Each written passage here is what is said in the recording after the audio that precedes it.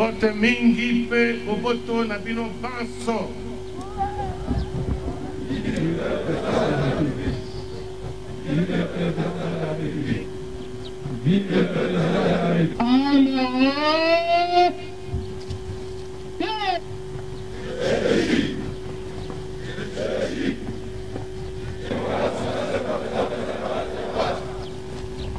De face, notre serment.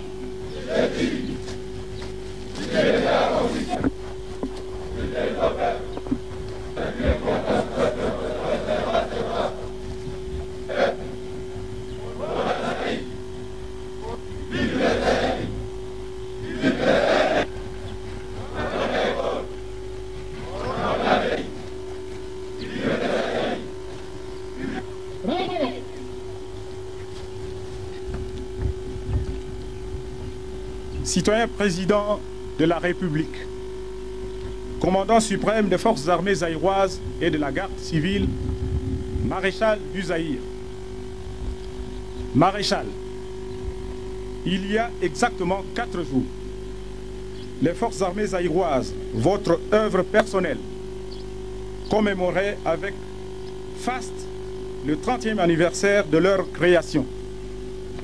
En effet, aucun militaire de nos forces armées zaïroises n'oubliera de sitôt la date du 17 novembre 1960, inscrite en lettres d'or dans les annales glorieuses de notre armée. À l'occasion de cet heureux anniversaire des forces armées zaïroises, permettez-moi, maréchal, de vous présenter au nom des officiers, sous-officiers et hommes de troupes en mission opérationnelle au Nord Kivu et de toutes les unités de la garnison de Goma, l'expression de nos chaleureuses et sincères félicitations pour avoir su doter notre cher pays d'un instrument de défense efficace et redouté. Oui, nos vaillants soldats, sous votre haut encadrement, se sont distingués non seulement sur les champs de bataille zaïrois, mais aussi sous d'autres cieux aux côtés des frères d'armes de pays amis.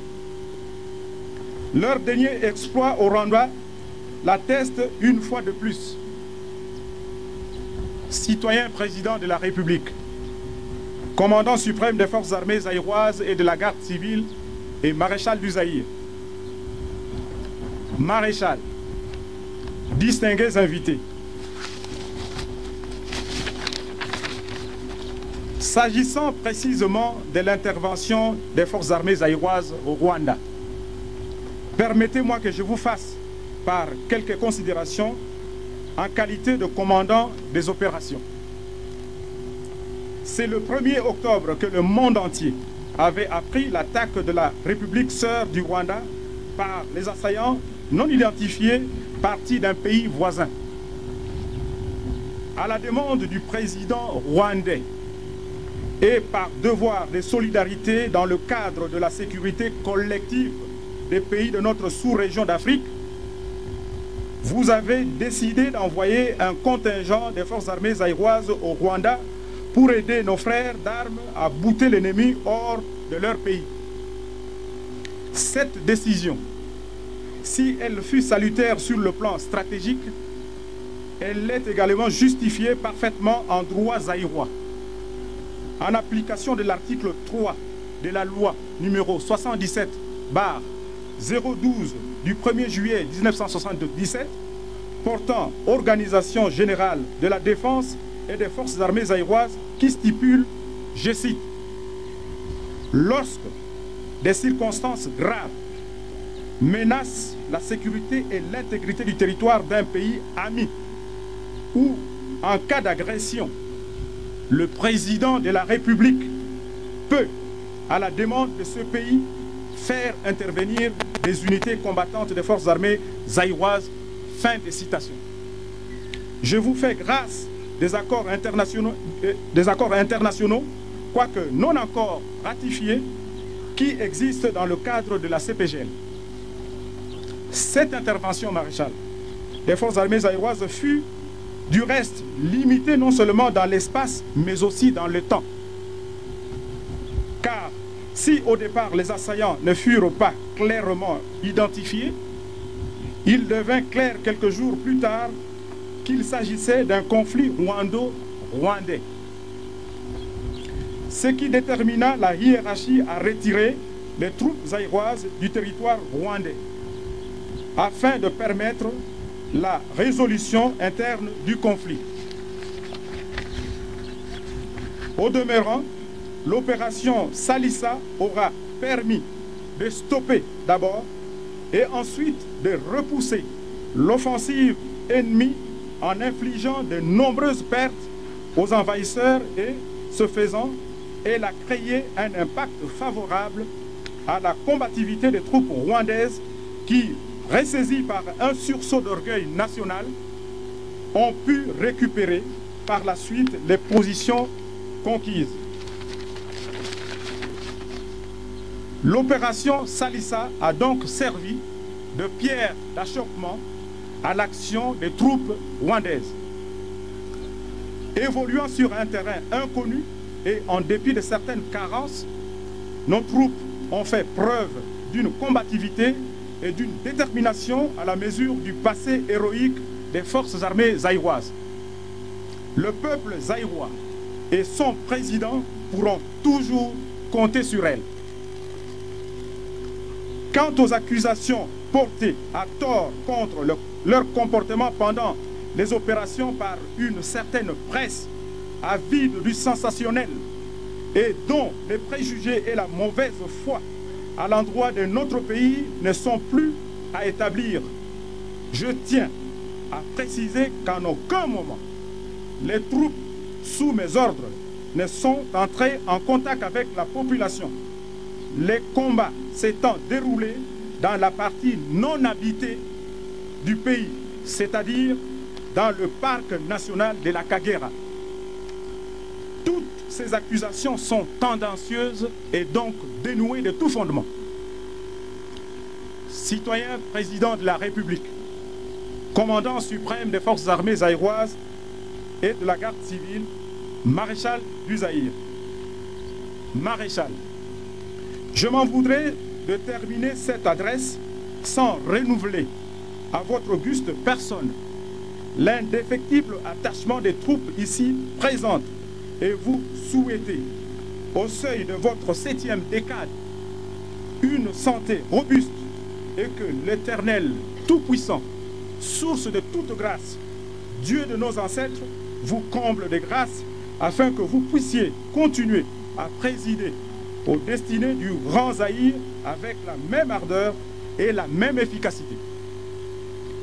Bien qu'éloigné de Kisangani, où vous avez présidé la cérémonie de prise d'armes organisée à l'occasion des 30 ans des forces armées zaïroises, nous avons suivi avec intérêt par la voie de la presse radiodiffusée et télévisée votre intervention et les discours du ministre de la Défense nationale, de la sécurité du territoire et des anciens combattants.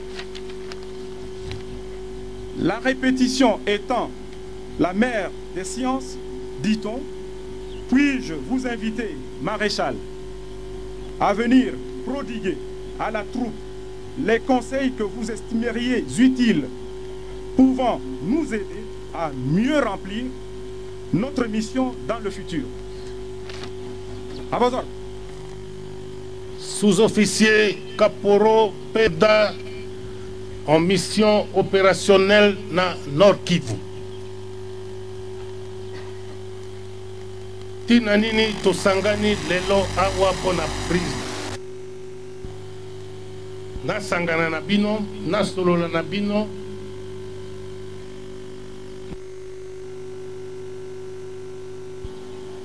Na ndenge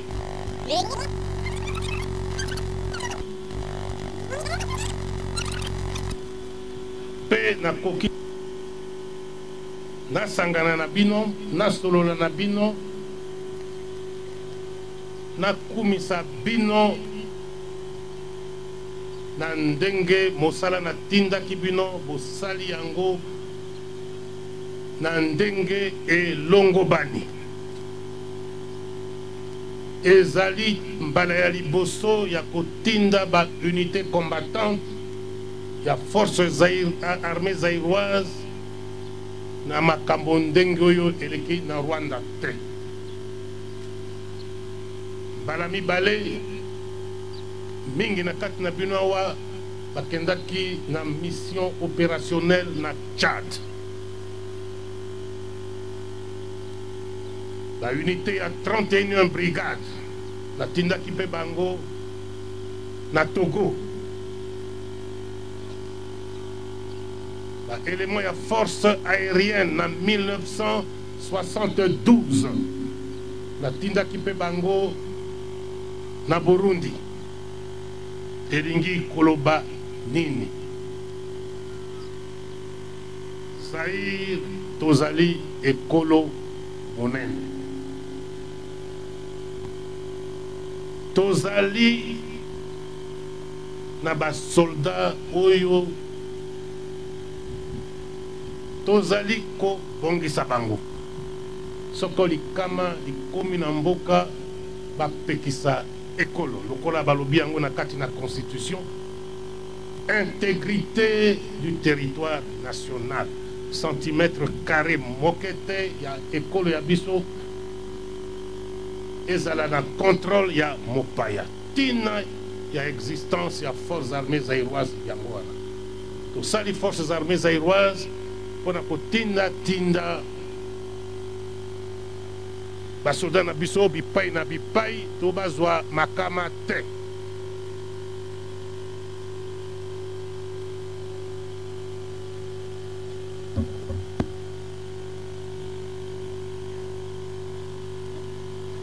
Eka kotombola mongongo mwa likolo soki bozali koyoka ngai na Tchad tozwaki mwa likama, na Rwanda mwa likama lokola General Mayele ayebisaki awa. Boyekolaki mosala ya soldat po na mboka Zaïre.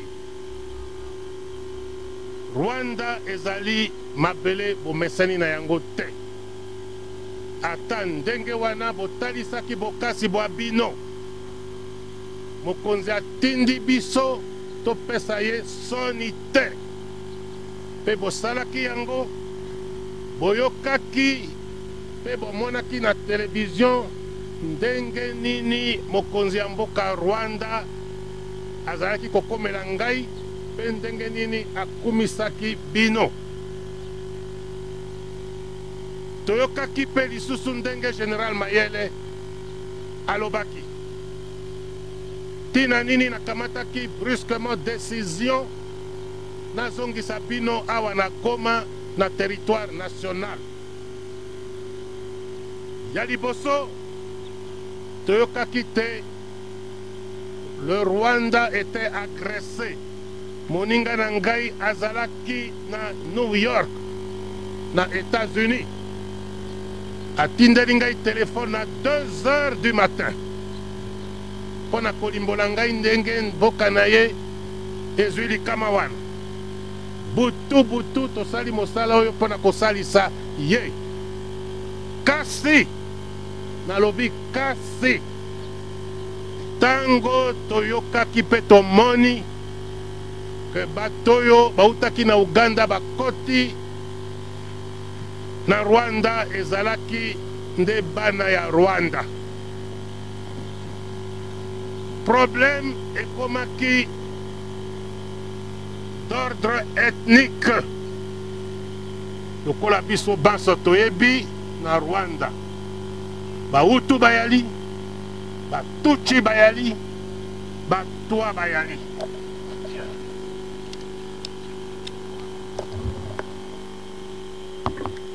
Ekoki te biso Zaïre tokotisa nzoto na makambo soki tosi toyebi ke ezali ethnique, ezali tribal.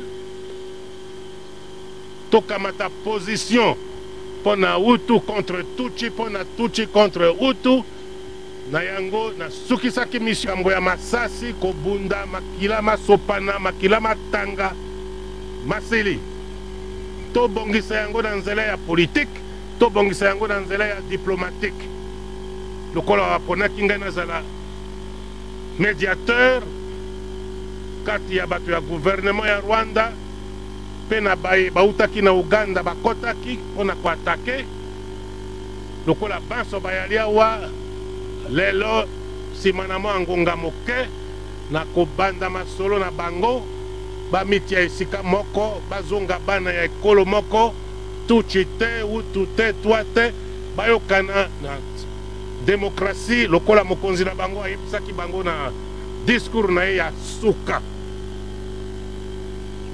eloko mosusu ya monene ezali oyo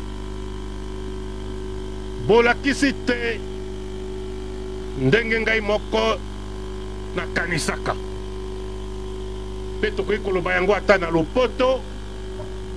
À tout moment je peux compter sur vous. Elingi koloba nini oyo ekoya eya oyo ekoya eya elingi koloba nini tozali na bamoyen koleka te tozali na baproblème mingi kasi tokotumola moto te oyo atumoli biso akozwa oyo esengeli azwa. Nazali fier na mosala bosali bokumisi mboka botomboli lokumu ya mboka elingi koloba soko bazairwa bakei lokola bokendaki na Tchad ya solo likama lizangaka te bana ya biso ya Zaire tuku mibale na mibale bazongi lisusu te batikali na mabele ya Tchad awa mwa likama mpe lizalaki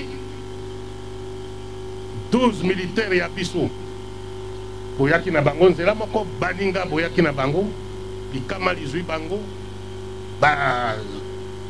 bakozonga mpe na famille te oyo lokola tolobaka makila mabiso tokokanisa molimo na bango totalaki mokolo ya poste le 17 novembre na Kisangani tokotisaki cérémonie moko monene babengi yango appel aux morts elingi koloba mbula moko moko sika oyo na forces armées zaïroises soki tozali kosala fête anniversaire ya création ya forces armées tokokanisa baninga banso batiki biso oyo basupi makila na bango mpona ekolo na kosukisa mpona koyebisa bino boye lokola problème ekomi politique ekomi diplomatique moke moke moke moke bokobanda kozonga na baunité ekomela lisusu te tokopesa ordre ndambo ndambo ndambo te bozonga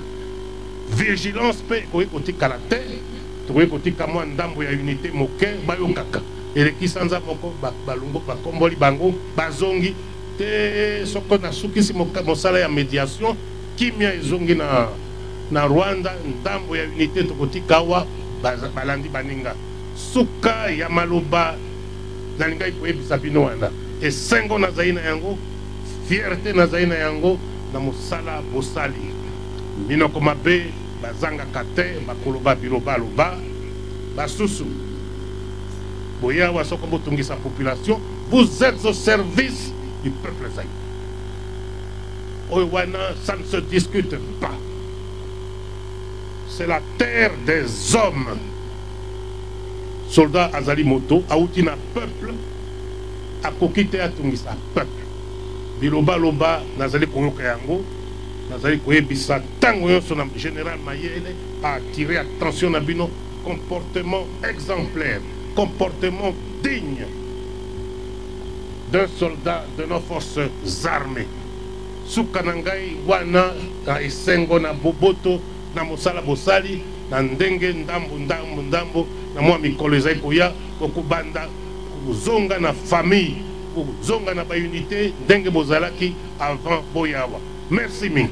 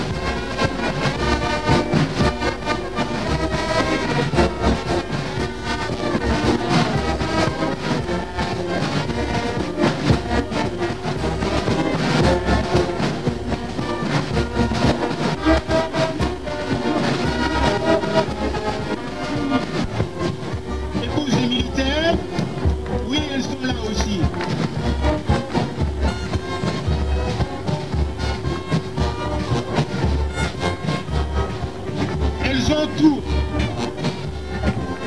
dans les pieds et même le bac à danser appelé Sosoliso. Oui.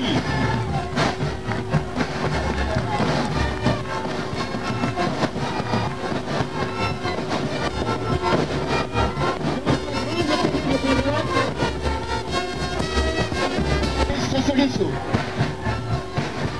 Oui.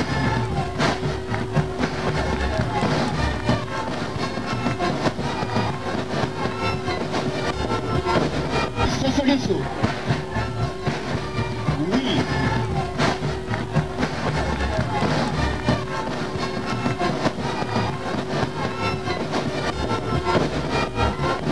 La cérémonie de prise d'armes de ce matin. Colonel, soyez mon interprète fidèle auprès des officiers, sous-officiers, caporaux et soldats qui ont brillamment participé à ce magnifique défilé. Des très sincères félicitations du commandant suprême.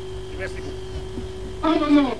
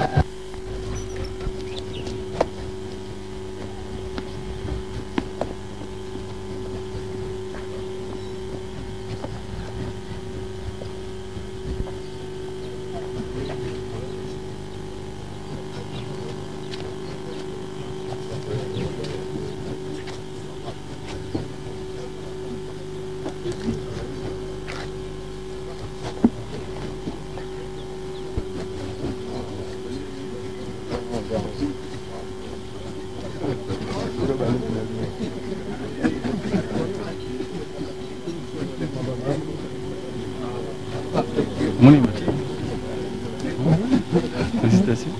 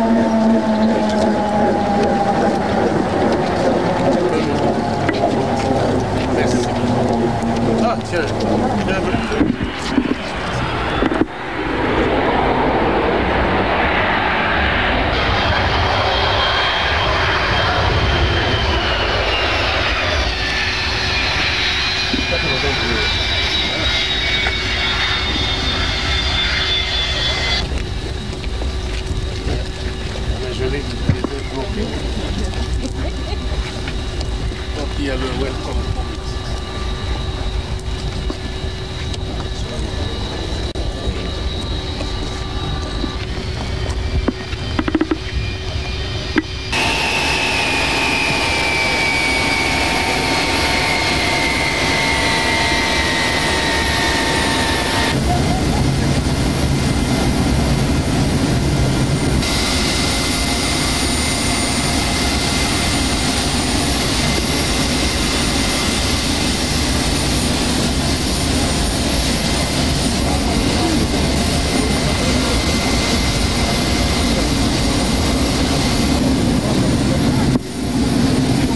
Madame et bien, vous les connaissez?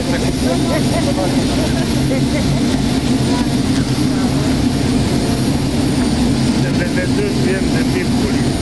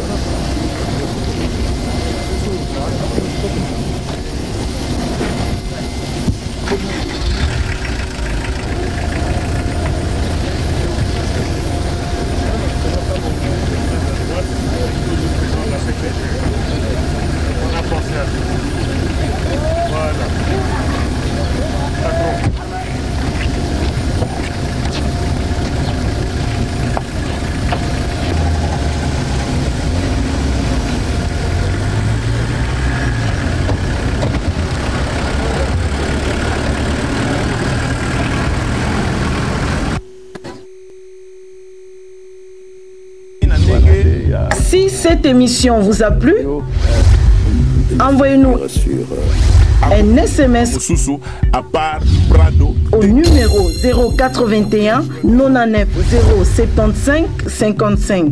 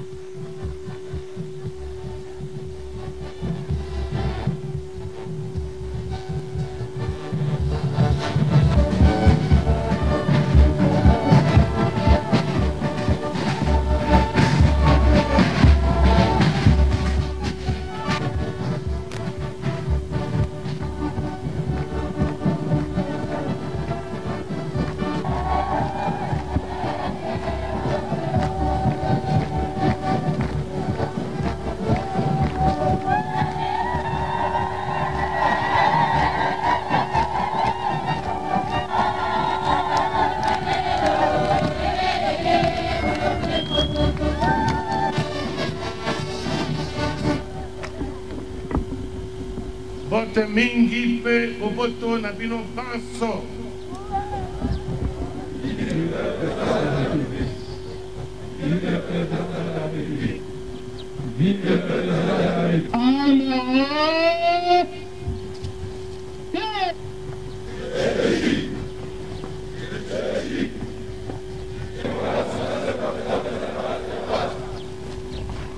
De face, notre serment.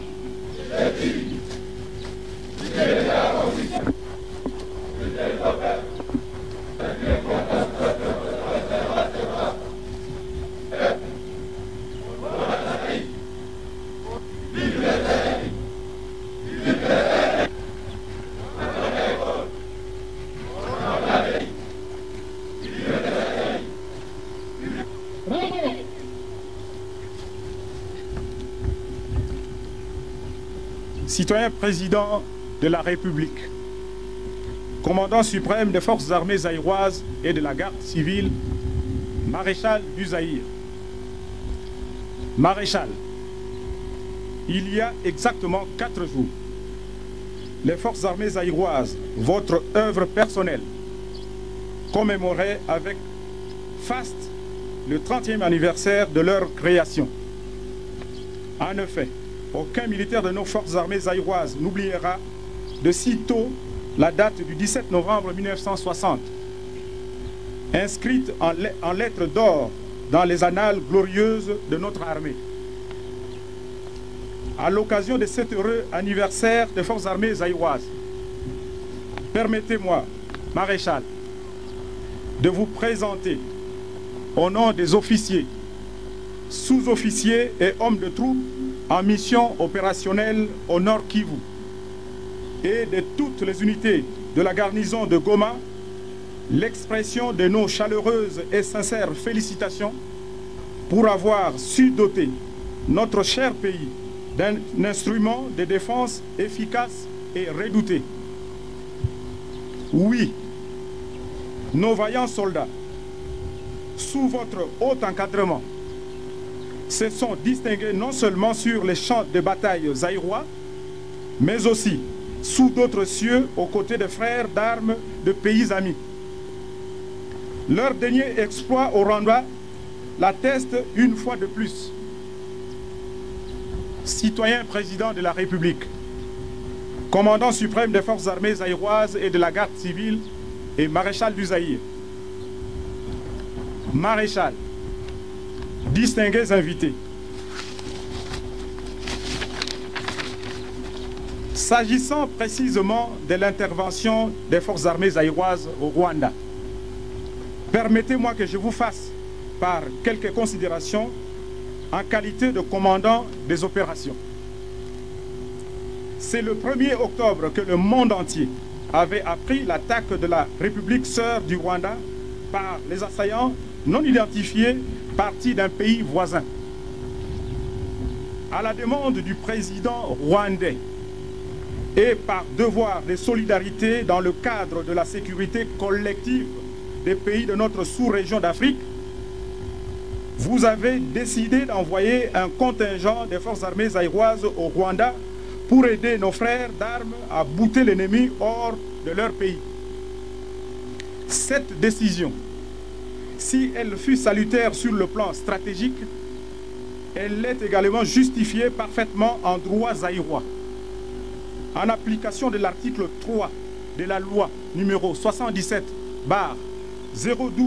du 1er juillet 1977 portant organisation générale de la défense et des forces armées zaïroises qui stipule, je cite, « Lorsque des circonstances graves menacent la sécurité et l'intégrité du territoire d'un pays ami ou en cas d'agression, le président de la République peut, à la demande de ce pays, faire intervenir des unités combattantes des forces armées zaïroises. » Fin de citation.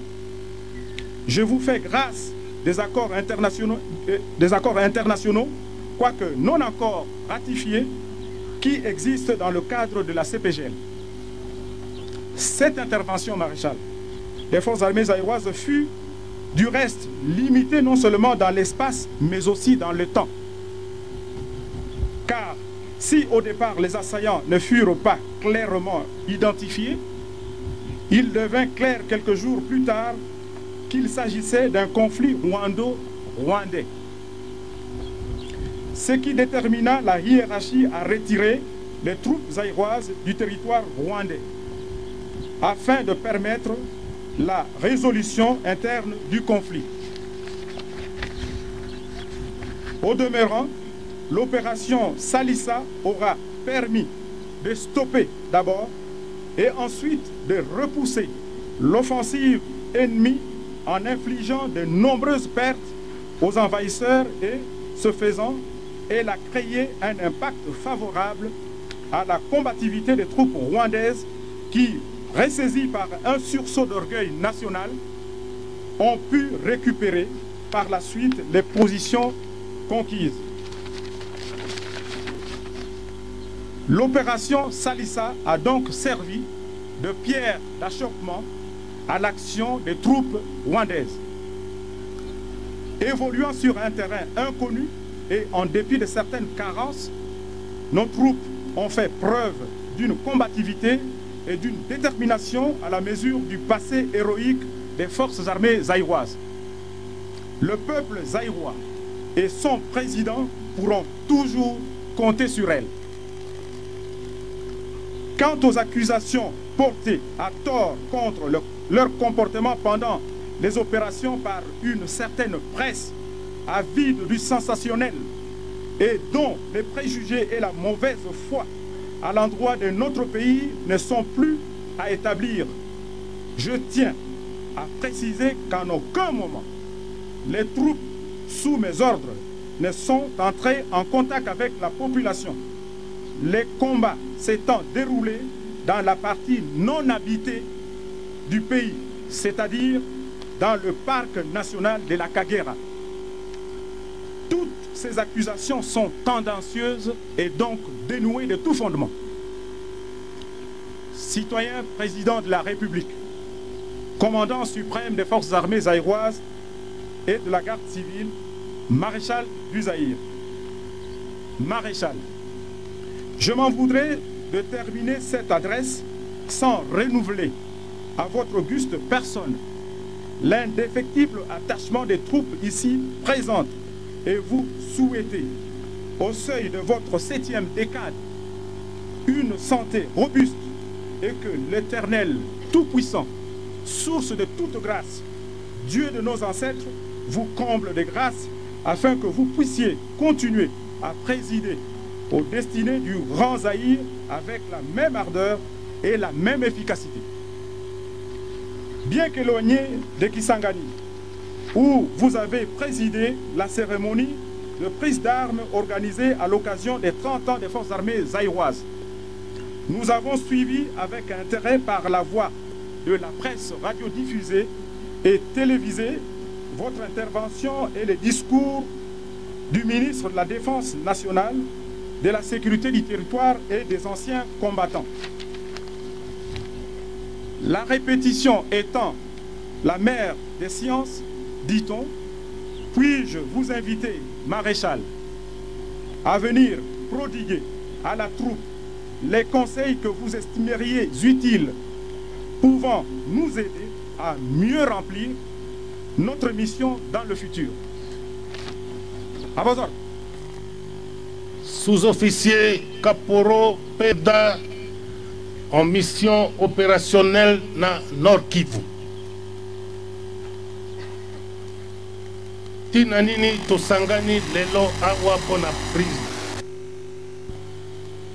Na sangana na bino, na solola na bino.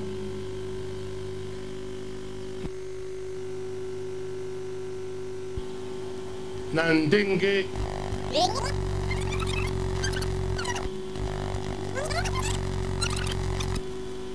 pe na koki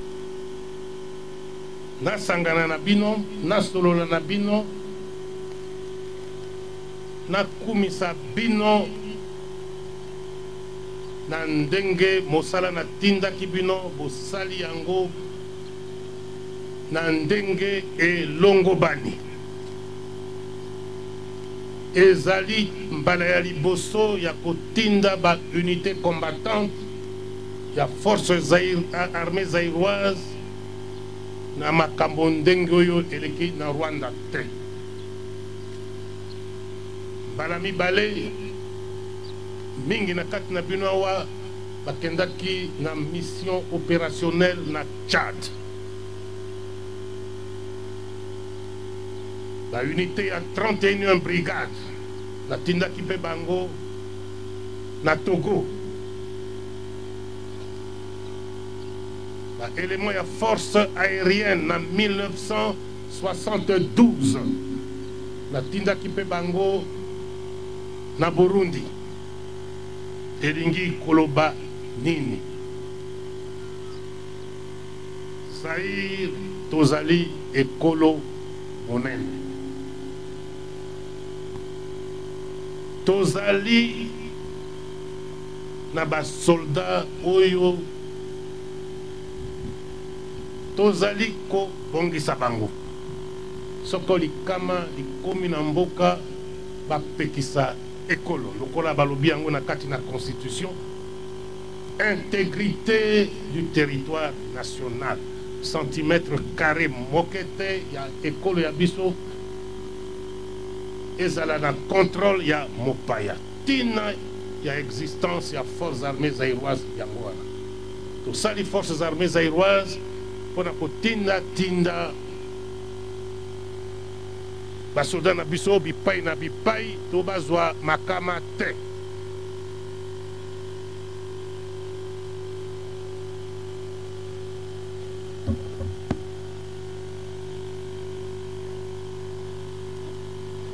Eka kotombola mongongo mwa likolo soki bozali koyoka ngai. Na Tchad tozwaki mwa likama. Na Rwanda mwa likama lokola General Mayele ayebisaki awa. Boyekolaki mosala ya soldat po na mboka Zaïre. Rwanda ezali mabele bomesani na yango te. Ata ndenge wana botalisaki bokasi bwa bino. Mokonzi atindi biso topesa ye soni te. Pe bosalaki yango, boyokaki, pe bomonaki na télévision ndenge nini mokonzi ya mboka Rwanda azalaki kokomela ngai, pe ndenge nini akumisaki bino. Toyokaki pe lisusu ndenge General Mayele alobaki. Tina nini nakamataki brusquement décision nazongisa bino awa na Goma na territoire national. Ya liboso toyokaki te le Rwanda était agressé. Moninga Nangai azalaki na New York, na États-Unis. Atindeli ngai téléphone à 2 heures du matin. Pona kolimbola ngai ndenge mboka na ye ezwi likama wana. Butu tosali mosala oyo pona kosalisa ye. Kasi nalobi kasi tango toyokaki pe tomoni ke batoyo bautaki na Uganda bakoti na Rwanda ezalaki nde bana ya Rwanda. Problème ekomaki d'ordre ethnique. Lokola biso banso toyebi na Rwanda. Bahutu bayali, Batutsi bayali, Batwa bayali.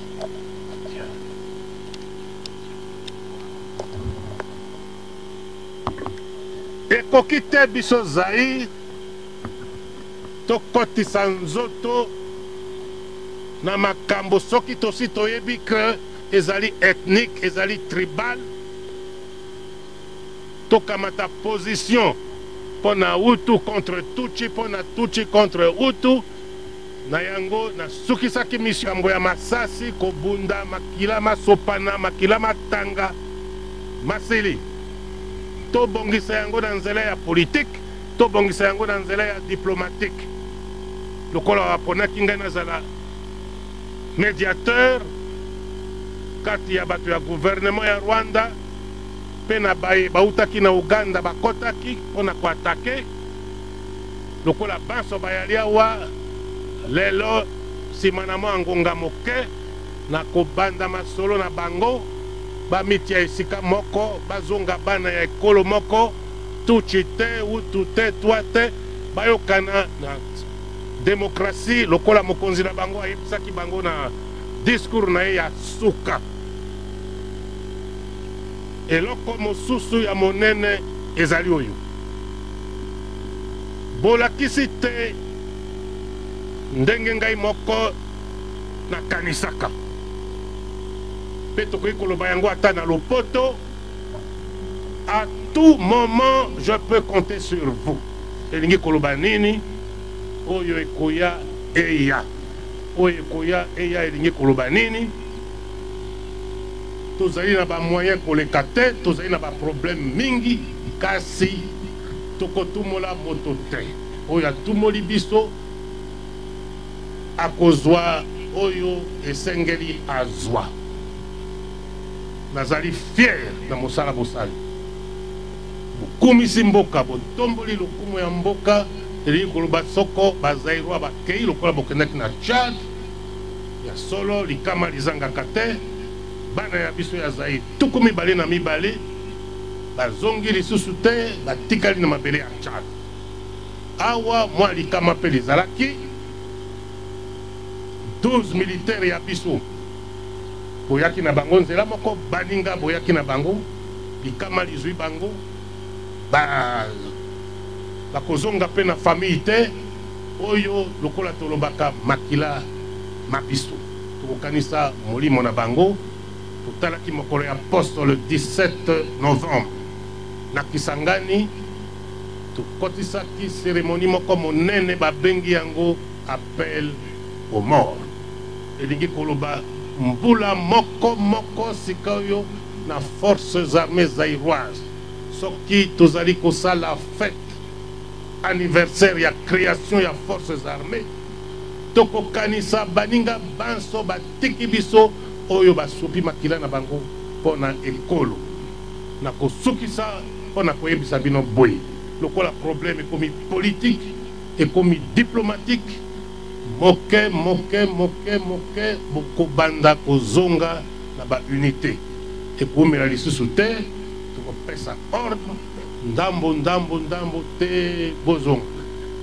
Vigilance pe ekoki kotikala te tokoki kotika mwa ndambo ya unité moke bayokaka eleki sanza moko balungo bakomboli bango bazongi te. Soko na sukisi mosala ya médiation kimia ezongi na Rwanda ndambo ya unité tokotika wa balandi baninga suka ya maloba nalingai koyebisa bino wana esengo nazali na yango fierté nazali na yango na mosala bosali minoko mabe bazangaka te bakoloba biloba loba basusu boya wa soko botungisa population, vous êtes au service du peuple zaïre.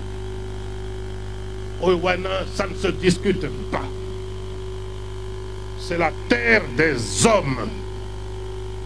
Soldat Azali Moto, Aoutina peuple, a kokite à Tungisa peuple.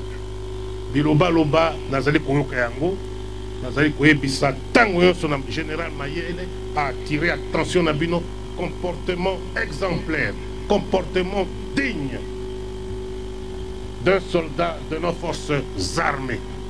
Sukanangai wana na esengo na boboto na mosala bosali na ndenge ndambo na mwa mikolo ezali koya kokubanda kozonga na famille kozonga na baunité ndenge bozalaki avant boyawa.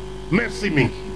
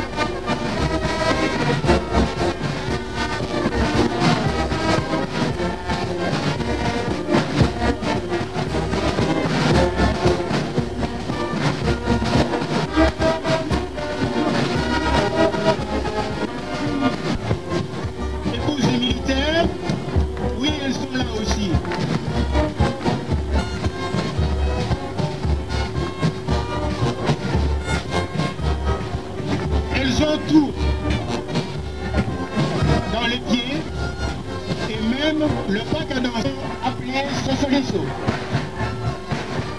Oui.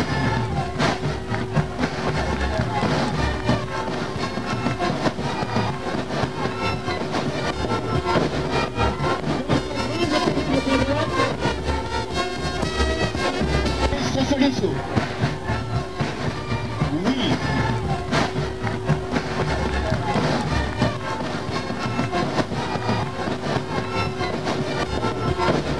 Sosoliso. Oui.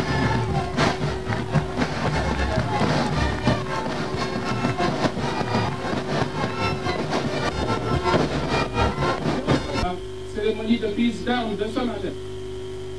Colonel, soyez mon interprète fidèle près des officiers, sous-officiers, caporaux et soldats qui ont brillamment participé à ce magnifique défilé.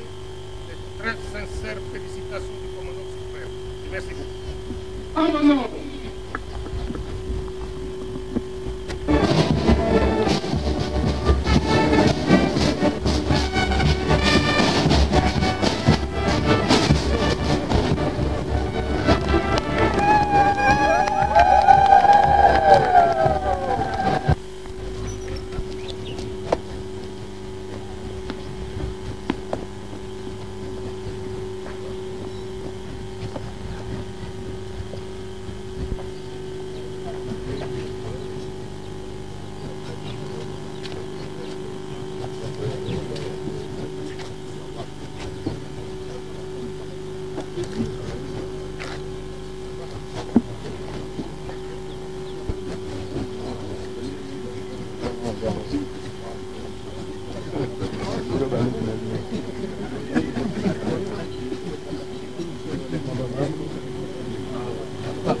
Monument. Félicitations.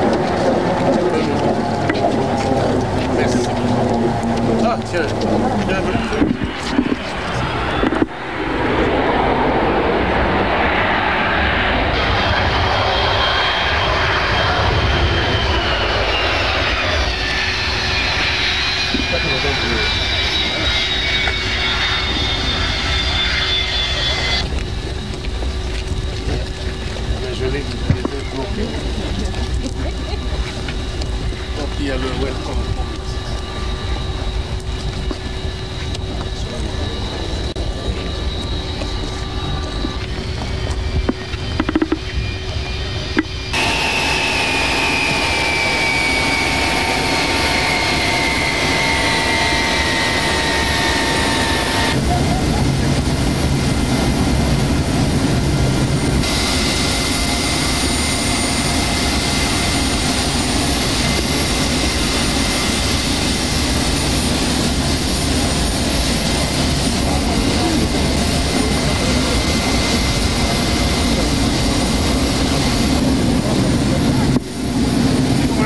Madame et bien, vous les connaissez?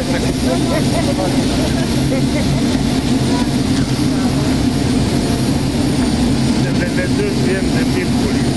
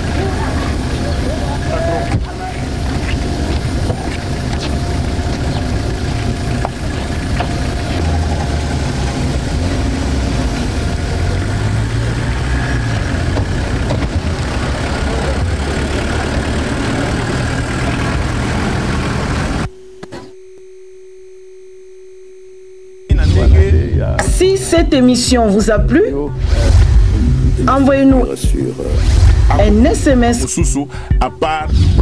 au numéro 081 99 075 55. De prise d'armes organisée à l'occasion des 30 ans des forces armées zaïroises. Nous avons suivi avec intérêt par la voie de la presse radiodiffusée et télévisée votre intervention et les discours du ministre de la Défense nationale, de la sécurité du territoire et des anciens combattants.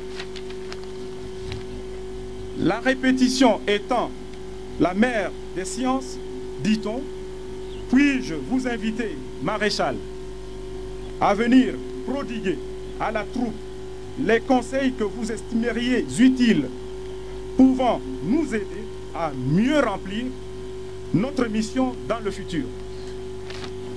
À vos ordres. Sous-officier Kaporo Peda en mission opérationnelle na Nord Kivu. Tina nini tosangani lelo awa pona prise. Na sangana na bino, na solola na bino.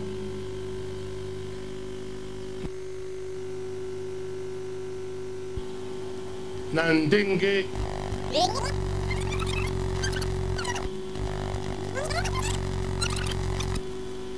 pe na koki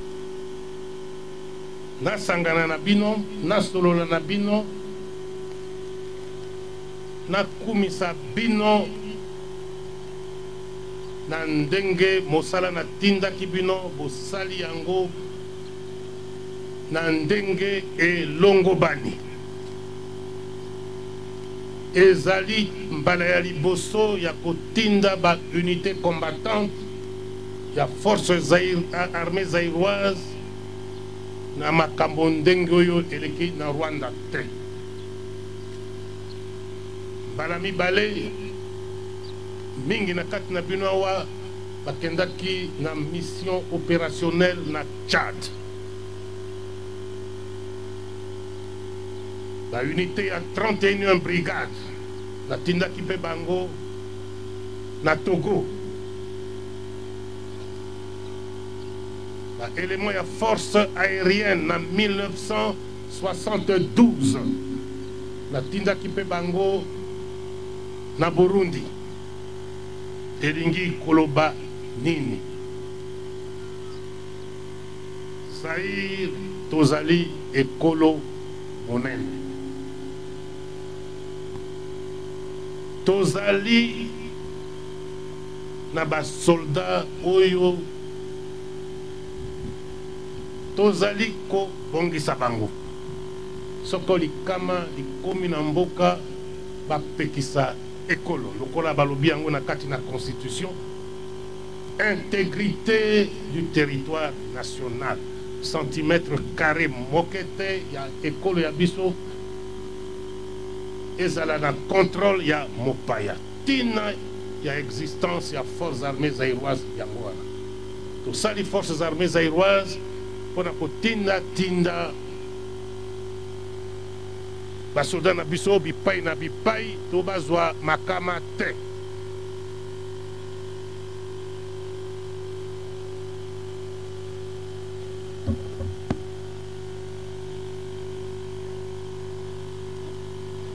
Eka kotombola mongongo mwa likolo soki bozali koyoka ngai. Na Tchad tozwaki mwa likama, na Rwanda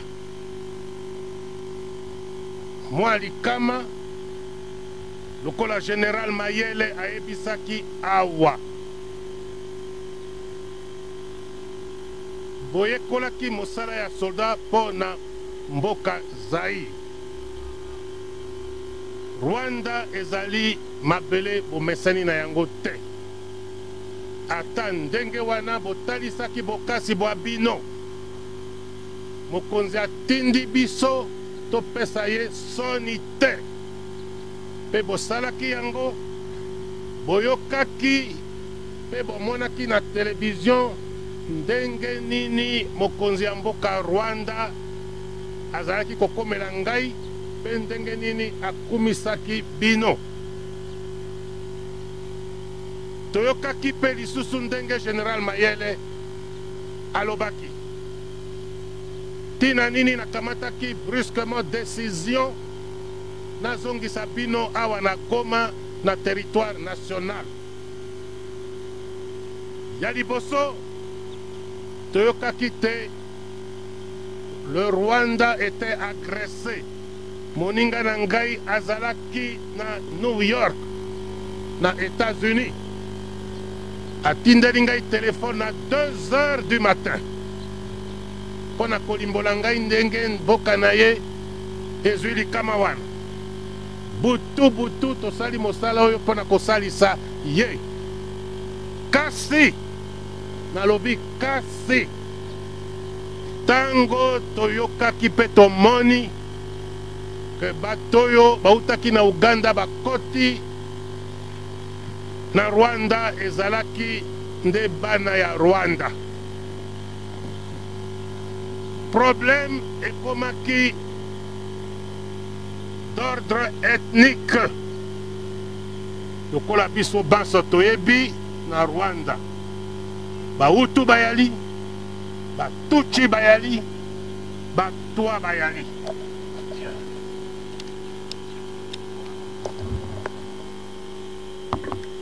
Ekoki te biso Zaïre tokotisa nzoto na makambo soki tosi toyebi ke ezali ethnique, ezali tribal. Tokamata position pona Hutu contre Tutsi, pona Tutsi contre Hutu. Na yango na sukisaki mishambo ya masasi kobunda makila masopana makila matanga masili. To bongisa yango na nzela ya politique, to bongisa yango na nzela ya diplomatique. Lokola waponaki ngai nazala médiateur kati ya bato ya gouvernement ya Rwanda pe na bautaki na Uganda bakotaki mpona koatake. Lokola banso bayali awa lelo nsima na mwa ngonga moke na kobanda masolo na bango bamitia esika moko bazonga bana ya ekolo moko Tutsi te Hutu te Twa te bayokana na démocratie lokola mokonzi na bango ayebisaki bango na discours na ye ya suka. Eloko mosusu ya monene ezali oyo bolakisi te ndenge ngai moko nakanisaka pe tokoki koloba yango ata na lopoto. À tout moment je peux compter sur vous. Elingi koloba nini oyo ekoya eya, oyo ekoya eya elingi koloba nini. Tozali na ba moyen koleka te, tozali na ba problème mingi kasi tokotumola moto te. Oyo atumoli biso akozwa oyo esengeli azwa. Nazali fier na mosala bosali. Bukumisi mboka botomboli lokumu ya mboka elingi koloba soko bazairwa bakei lokola bokendaki na Tchad ya solo likama lizangaka te. Bana ya biso ya Zaïre tuku mibale na mibale bazongi lisusu te batikali na mabele ya Tchad.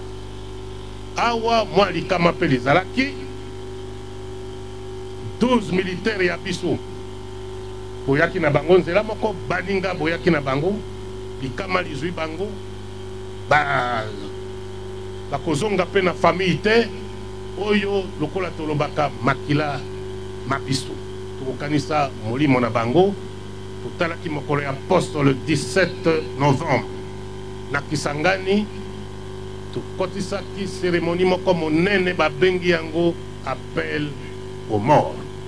Elingi koloba mbula moko moko sikoyo na forces armées zaïroises soki tozali kosala fête anniversaire ya création ya forces armées tokokanisa baninga banso batiki biso oyo basupi makila na bango pona ekolo na kosukisa pona koyebisa bino boye lokola problème ekomi politique ekomi diplomatique moke bokobanda kozonga na ba unité ekomela lisusu te tokopesa ordre ndambo te bozonga vigilance pe ekoki kotikala te tokoki kotika mwa ndambo ya unité moke bayokaka eleki sanza moko balongo bakomboli bango bazongi te soko nasukisi mosala ya médiation kimia ezongi na Rwanda ndambo ya unité tokotika awa balandi baninga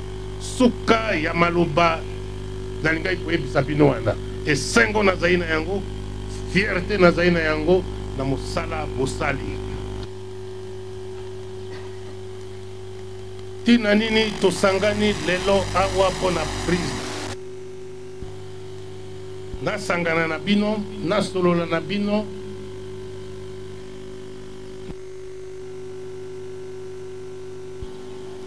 na ndenge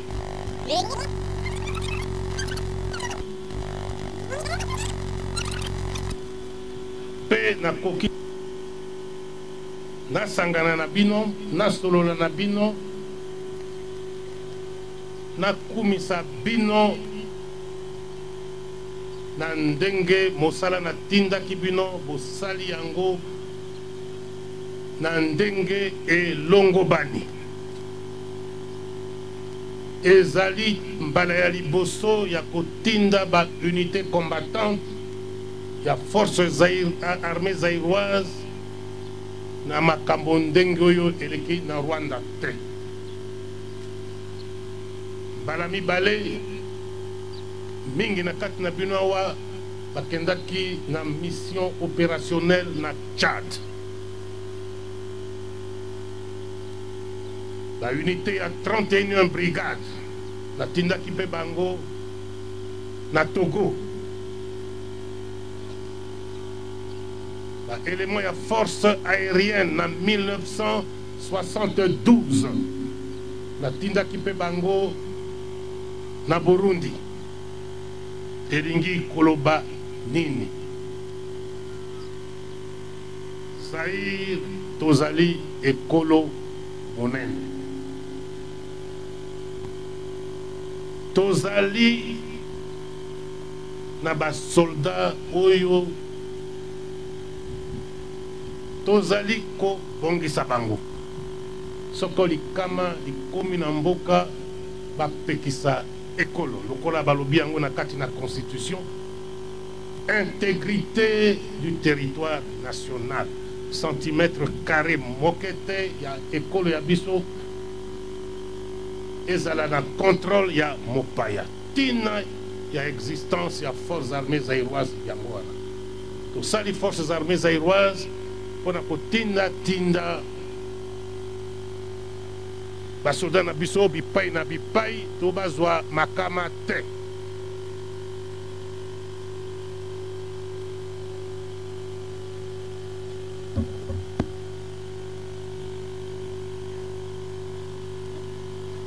eka kotombola mongongo mwa likolo soki bozali koyoka ngai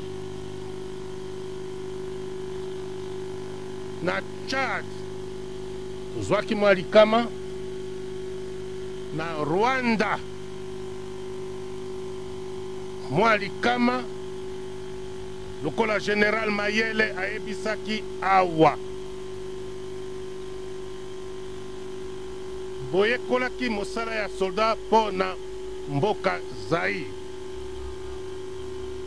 Rwanda ezali mabele bomesani na yango te ata ndenge wana botalisaki bokasi bwa bino mokonzi atindi biso topesa ye soni te mpe bosalaki yango boyokaki mpe bomonaki na televizio ndenge nini mokonzi ya mboka Rwanda azalaki kokomela ngai mpe ndenge nini akumisaki bino toyokaki mpe lisusu ndenge Général Mayele alobaki tina nini nakamataki brusquement décision nazongisa bino awa na Goma na territoire national ya liboso toyokaki te le Rwanda était agressé. Moninga na ngai azalaki na New York na États-Unis. Atindeli ngai téléphone à 2 heures du matin. Pona kolimbola ngai ndenge mboka na ye ezwi likama wana. Butu tosali mosala oyo pona kosalisa ye. Kasi nalobi kasi tango toyokaki pe tomoni ke batoyo bautaki na Uganda bakoti na Rwanda ezalaki nde bana ya Rwanda. Problème ekomaki d'ordre ethnique. Lokola biso banso toyebi na Rwanda. Bautu bayali, Batuchi bayali, Batwa bayali.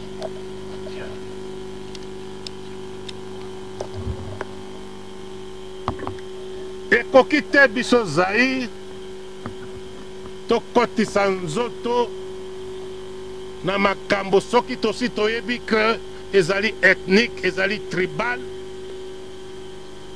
Tokamata position pona Hutu contre Tutsi, pona Tutsi contre Hutu.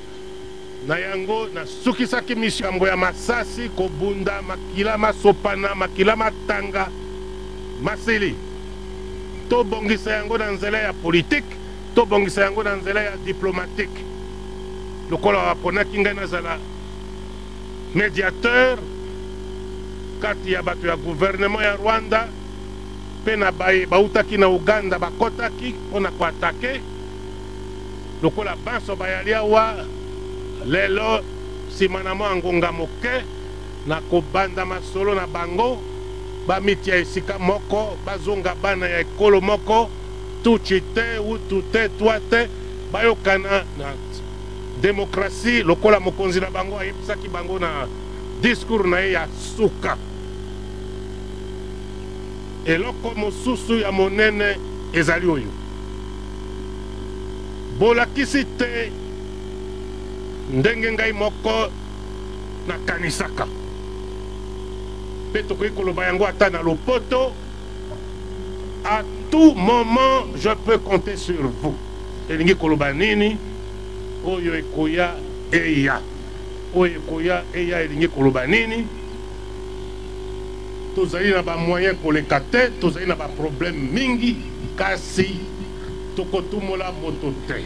Oyo atumoli biso akozwa oyo esengeli azwa. Nazali fier na mosala bosali.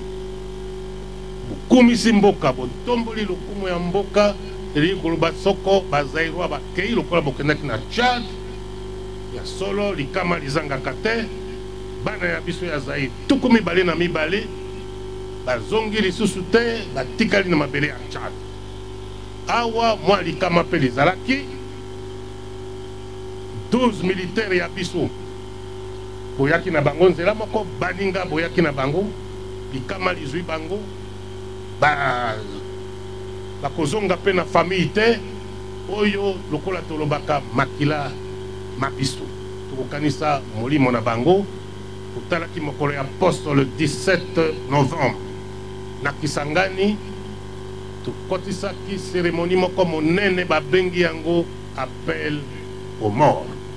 Elingi koloba mbula moko moko sika oyo na forces armées zaïroises soki tozali kosala fête anniversaire ya création ya forces armées tokokanisa baninga banso batiki biso oyo basupi makila na bango pona ekolo na kosukisa pona koyebisa bino boye lokola problème ekomi politique ekomi diplomatique moke bokobanda kozonga na ba unité ekomela lisusu te tokopesa ordre ndambo te bozonga.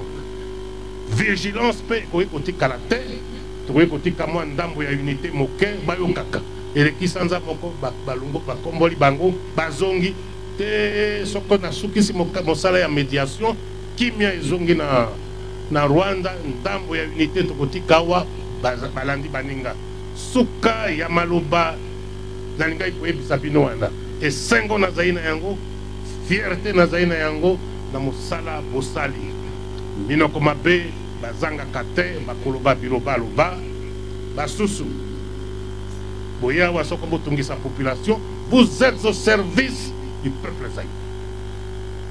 Oiwana, ça ne se discute pas. C'est la terre des hommes. Soldats Azali Moto, Aoutina peuple, a kokite atungisa peuple. Biloba loba, Nazali Koyoka Yango, Nazali Koyebisa, Tango son général Mayele a attiré attention à Bino, comportement exemplaire, comportement digne d'un soldat de nos forces armées. Sukanangai wana na esengo na boboto na mosala bosali na ndenge ndambo na mwa mikolo ezali koya kokubanda kozonga na famille kozonga na baunité ndenge bozalaki avant boyawa. Merci mingi.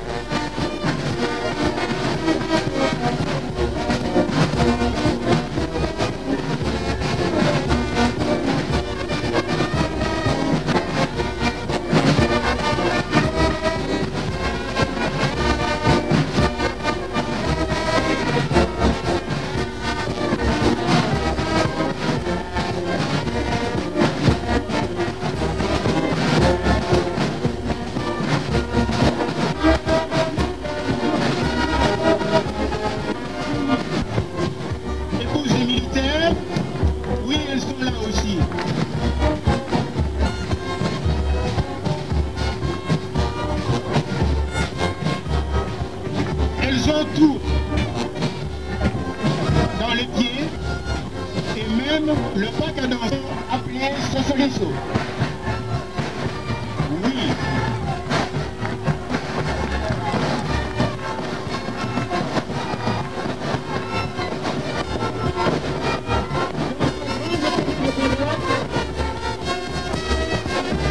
Sosoliso.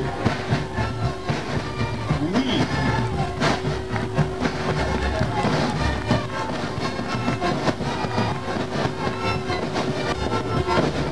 Sosoliso. Oui.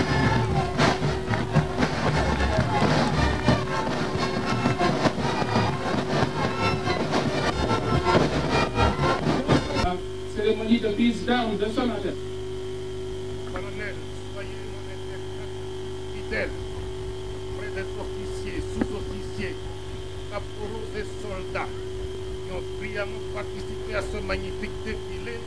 Des très sincères félicitations du commandant suprême. Et merci beaucoup. En mon nom.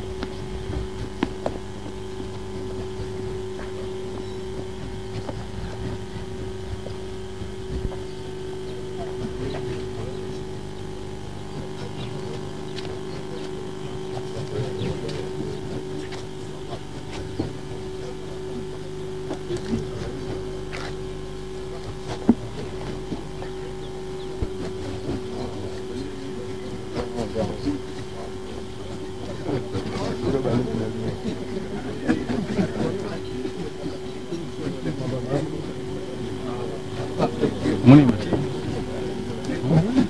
Félicitations.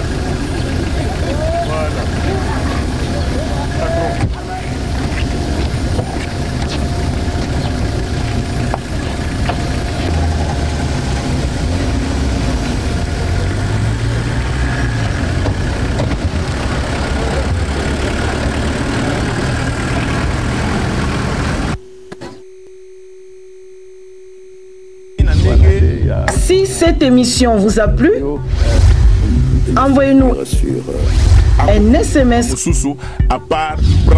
au numéro 081 99 075 55.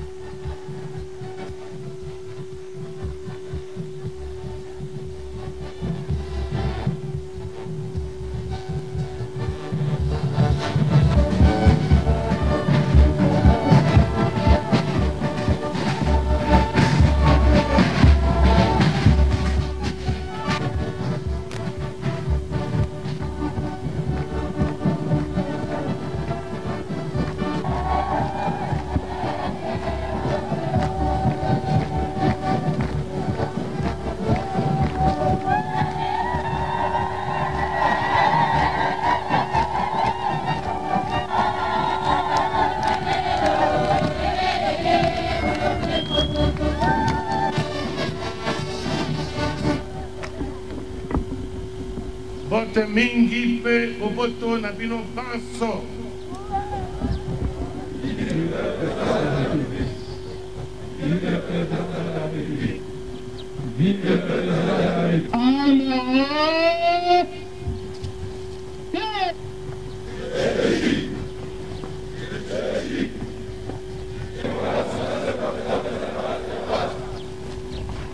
De face, notre serment.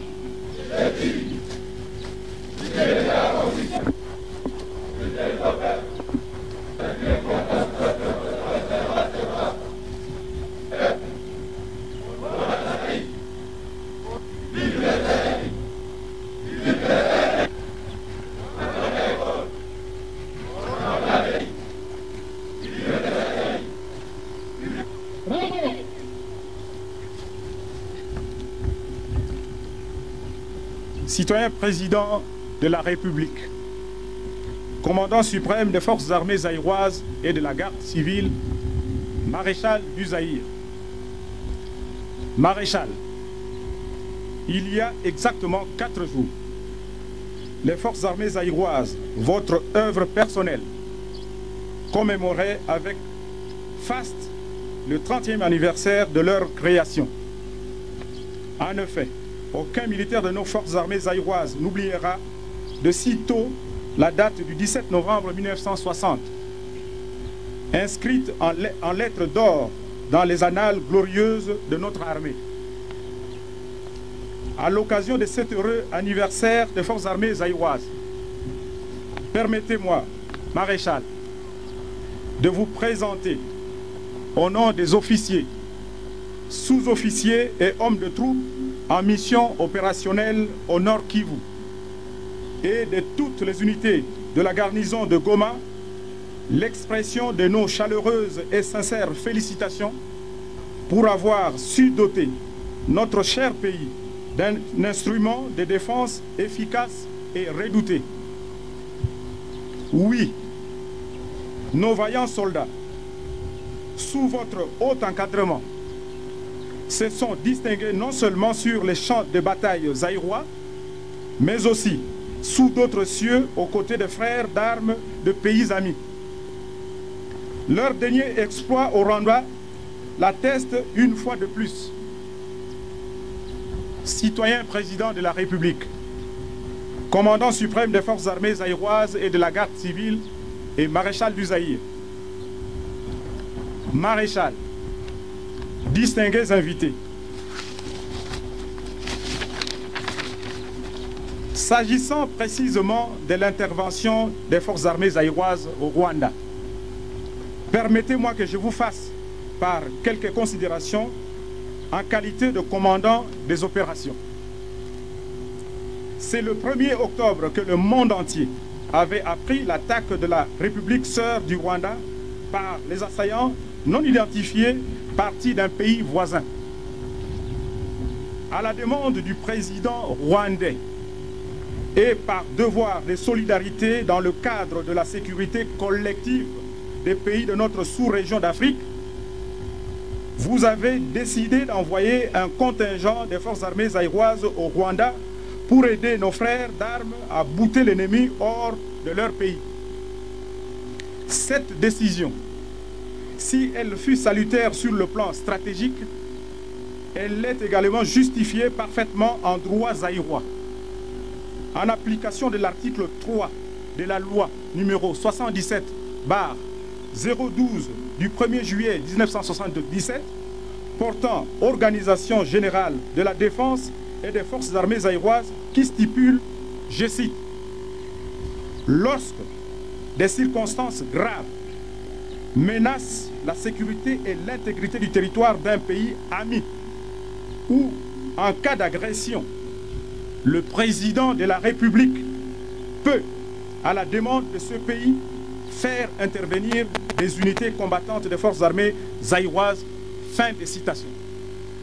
Je vous fais grâce des accords internationaux, quoique non encore ratifiés, qui existent dans le cadre de la CPGL. Cette intervention, maréchal, des forces armées zaïroises fut du reste limitée non seulement dans l'espace, mais aussi dans le temps. Car si au départ les assaillants ne furent pas clairement identifiés, il devint clair quelques jours plus tard qu'il s'agissait d'un conflit rwando-rwandais. Ce qui détermina la hiérarchie à retirer les troupes zaïroises du territoire rwandais, afin de permettre la résolution interne du conflit. Au demeurant, l'opération Salissa aura permis de stopper d'abord et ensuite de repousser l'offensive ennemie en infligeant de nombreuses pertes aux envahisseurs et, ce faisant, elle a créé un impact favorable à la combativité des troupes rwandaises qui, ressaisies par un sursaut d'orgueil national, ont pu récupérer par la suite les positions conquises. L'opération Salissa a donc servi de pierre d'achoppement à l'action des troupes rwandaises. Évoluant sur un terrain inconnu et en dépit de certaines carences, nos troupes ont fait preuve d'une combativité et d'une détermination à la mesure du passé héroïque des forces armées zaïroises. Le peuple zaïrois et son président pourront toujours compter sur elles. Quant aux accusations portées à tort contre leur comportement pendant les opérations par une certaine presse avide du sensationnel et dont les préjugés et la mauvaise foi à l'endroit de notre pays ne sont plus à établir, je tiens à préciser qu'en aucun moment les troupes sous mes ordres ne sont entrées en contact avec la population. Les combats s'étant déroulés dans la partie non habitée du pays, c'est-à-dire dans le parc national de la Kagera. Toutes ces accusations sont tendancieuses et donc dénuées de tout fondement. Citoyen président de la République, commandant suprême des forces armées zaïroises et de la garde civile, maréchal du Zaïre. Maréchal, je m'en voudrais de terminer cette adresse sans renouveler à votre auguste personne l'indéfectible attachement des troupes ici présentes et vous souhaiter, au seuil de votre 7e décade, une santé robuste et que l'Éternel Tout-Puissant, source de toute grâce, Dieu de nos ancêtres, vous comble de grâce afin que vous puissiez continuer à présider aux destinées du grand Zaïre avec la même ardeur et la même efficacité.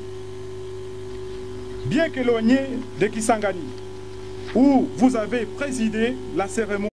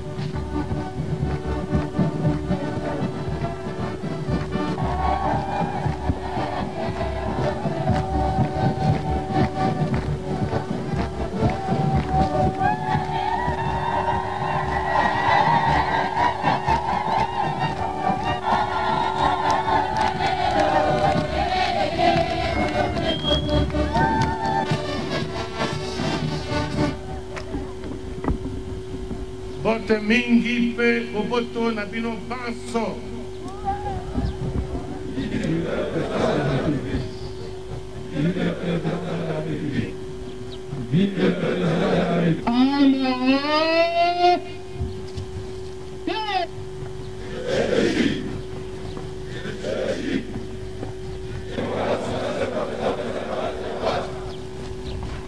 De face, notre serment.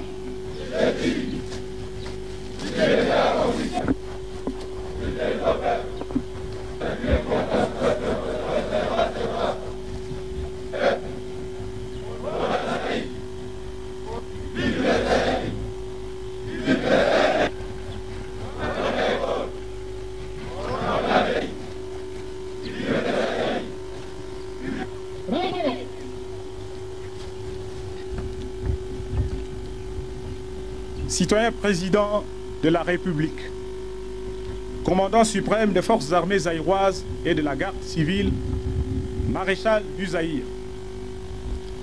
Maréchal, il y a exactement 4 jours, les forces armées zaïroises, votre œuvre personnelle, commémoraient avec faste le 30e anniversaire de leur création. En effet, aucun militaire de nos forces armées zaïroises n'oubliera de sitôt la date du 17 novembre 1960, inscrite en lettres d'or dans les annales glorieuses de notre armée. À l'occasion de cet heureux anniversaire des forces armées zaïroises, permettez-moi, maréchal, de vous présenter au nom des officiers, sous-officiers et hommes de troupes en mission opérationnelle au Nord Kivu et de toutes les unités de la garnison de Goma, l'expression de nos chaleureuses et sincères félicitations pour avoir su doter notre cher pays d'un instrument de défense efficace et redouté. Oui, nos vaillants soldats, sous votre haut encadrement, se sont distingués non seulement sur les champs de bataille zaïrois, mais aussi sous d'autres cieux aux côtés des frères d'armes de pays amis. Leur dernier exploit au Rwanda l'atteste une fois de plus. Citoyen président de la République, commandant suprême des forces armées zaïroises et de la garde civile et maréchal du Zaïre. Maréchal, distingués invités, s'agissant précisément de l'intervention des forces armées zaïroises au Rwanda, permettez-moi que je vous fasse part quelques considérations en qualité de commandant des opérations. C'est le 1er octobre que le monde entier avait appris l'attaque de la République sœur du Rwanda par les assaillants non identifiés partis d'un pays voisin.